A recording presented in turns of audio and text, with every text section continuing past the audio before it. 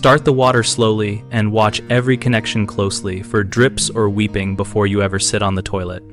After installing the toilet, close the tank fill valve and add water to the bowl and tank manually if needed so you can control pressure and observe connections. Connect the supply line finger tight first, then tighten 1/4 to 1/2 turn with a wrench while holding the fitting steady to avoid stressing the tailpiece.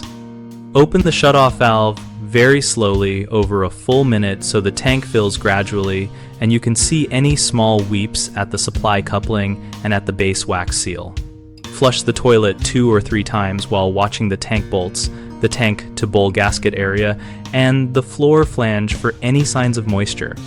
Use a dry paper towel or tissue to run along each joint and around the base after each fill to detect even tiny leaks that might not produce visible drips. If you see weeping at the base, do not use the toilet. Tighten the closet bolts a 1/4 turn at a time and retest. And if that does not stop the leak, remove the fixture and replace the wax ring with the correct thickness for your flange height. Common mistakes include opening the supply valve too quickly, which hides slow weeps because pressure forces water past seals before you catch it, so always open slowly and inspect. Over-tightening the supply nut can crack fittings or distort seals, so tighten snug, then back off a small amount and retest. Ignoring small amounts of moisture at the base is risky because hairline leaks can spread under flooring, so always dry the area.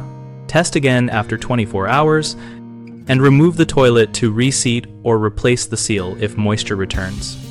BigHomeProjects.com connects homeowners with local contractors and gives practical project information relevant to leak testing and other plumbing tasks. We host a discussion community where homeowners and contractors exchange tips, ask questions, and share real-world experiences to help each other find the right help for the job.